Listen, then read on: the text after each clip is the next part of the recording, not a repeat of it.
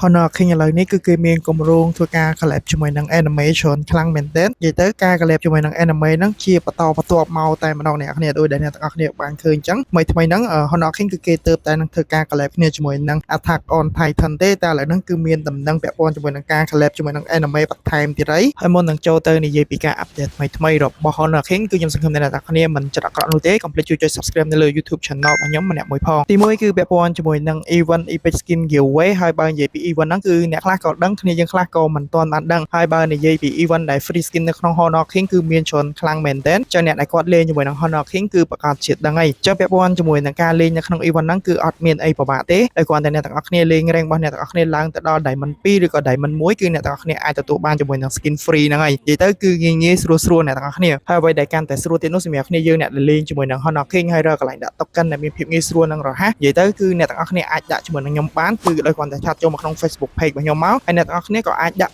pick Mobile Legends ក៏បាន Free Fire ក៏បាន UC របស់ PUBG ក៏មានដាក់ជាមួយនឹង Roblox អីក៏មានដែរអ្នកទាំងអស់គ្នានិយាយទៅគឺ easy ខ្លាំងមែនទែនហើយអ្វីដែលកាន់តែងាយស្រួលទៀតនោះគឺអ្នកទាំងអស់គ្នាក៏អាចដាក់ដោយខ្លួនឯងក៏បានដែរដែលគ្រាន់តែចូលទៅដាក់នៅក្នុង website របស់ខ្ញុំតែម្ដងទៅដែលមានឈ្មោះថា Virtual Store ទី2គឺពាក់ព័ន្ធជាមួយនឹងការ collab គ្នារវាង Honor King ជាមួយនឹង One Piece ដែលថ្មីហ្នឹងគឺទើបតែនឹងទទួលបានការ update មួយដែល Honor King គឺគេក្រុងនឹងធ្វើការ collab គ្នាជាមួយនឹង One Piece អ្នកទាំងអស់គ្នាហើយចំពោះ hero ដែលគេ collab គ្នាជាមួយនឹង anime ហ្នឹងគឺខ្ញុំអត់ទាន់ដឹងច្បាស់នោះទេព្រោះដោយសារតែដំណឹងនេះគឺទើបតែនឹងដឹងថា Honor King គឺគេក្រុងនឹងធ្វើការ collab គ្នាជាមួយនឹង One Piece ចឹងណាចឹងបើសិនជាវាមានការ update អីថ្មីទៀតពាក់ព័ន្ធជាមួយនឹង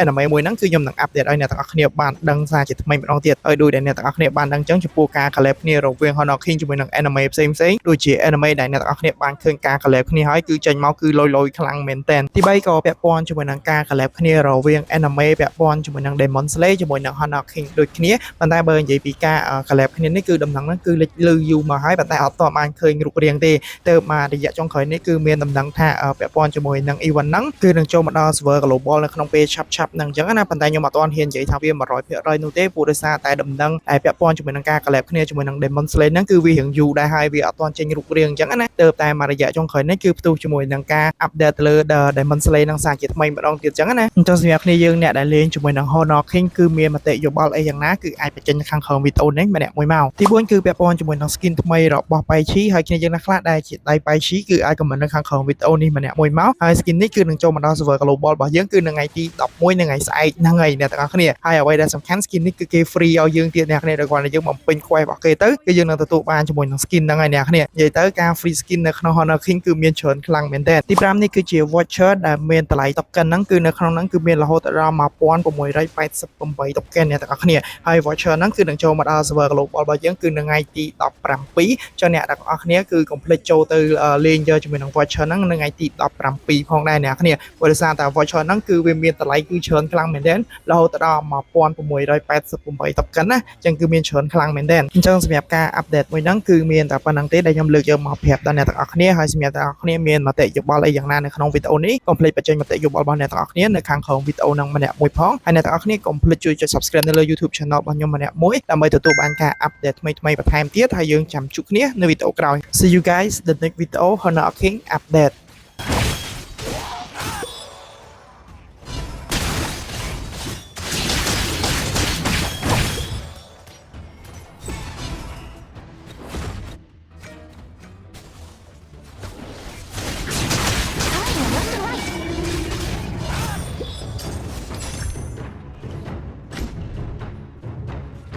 威勢がいいのはいいが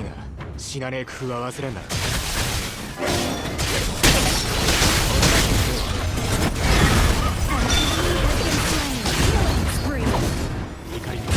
Enemy has been slain. Double kill.